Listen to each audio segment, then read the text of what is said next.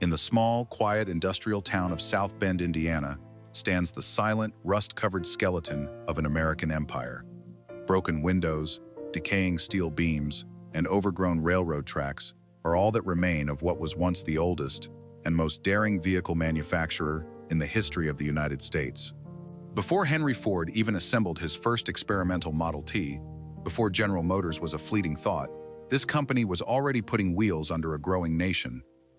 They survived the grueling American Civil War, outlived the chaotic California gold rush, and transformed from a humble blacksmith shop into a global automotive titan. They gave the world some of the most radical, breathtaking car designs ever built, from the Champion, with its daring bullet-nosed grille, to the aerospace-inspired Avanti. Yet, by 1966, after 114 years of continuous manufacturing, these massive assembly lines ground to a permanent halt. How did a company that literally carried the pioneers west get crushed by the cutthroat politics of Detroit? This is the story of the rise, the brilliant designs, and the heartbreaking fall of the Studebaker brothers. The story begins long before the invention of the automobile.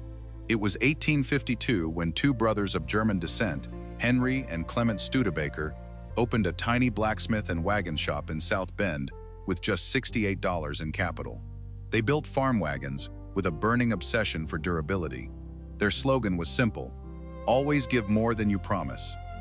When the California gold rush drew hundreds of thousands west, John Studebaker, another brother in the family, headed to the gold fields. But he didn't go to pan for gold. He went to build wheelbarrows for the miners. He returned with several $1,000s, investing it straight back into the family business. As the American Civil War erupted in 1861, Studebaker rose to become the primary wagon supplier for the Union Army. Their durable wagons carried artillery, food, and wounded soldiers across every major battlefield. By the 1880s, Studebaker was the largest vehicle manufacturer in the entire world, churning out over 100,000 wooden carriages, stagecoaches, and wagons each year.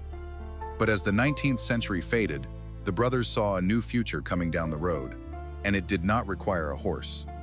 In 1902, Studebaker officially entered the automotive era, but their first machine wasn't powered by gasoline.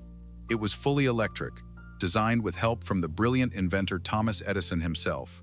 2 years later, they embraced internal combustion engines, transitioning seamlessly from wagon builders to respected automakers. While hundreds of early car startups vanished overnight, Studebaker thrived because of its massive nationwide distribution network. By the roaring 1920s, under the aggressive and ambitious leadership of Albert Erskine, the company produced legendary luxury models like the President 8 and the Dictator. Studebaker was widely celebrated as the blue-collar company that possessed aristocratic taste.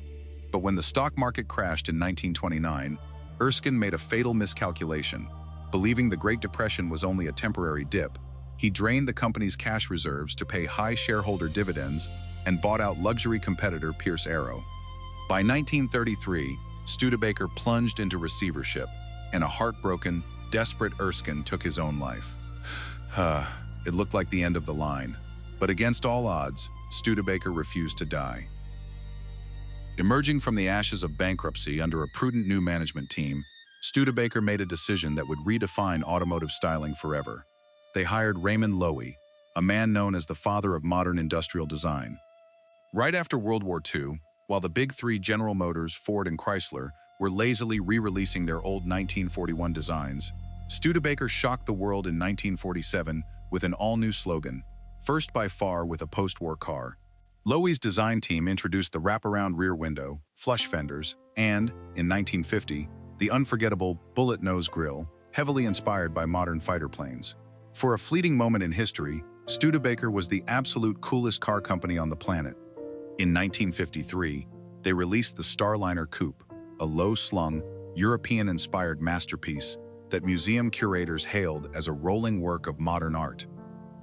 But behind this golden age of breathtaking styling, a brutal economic storm was gathering in Detroit. In 1953, Ford and General Motors engaged in a vicious, no-holds-barred price war. Ford flooded dealerships with cheap cars to take the #1 sales spot away from Chevrolet.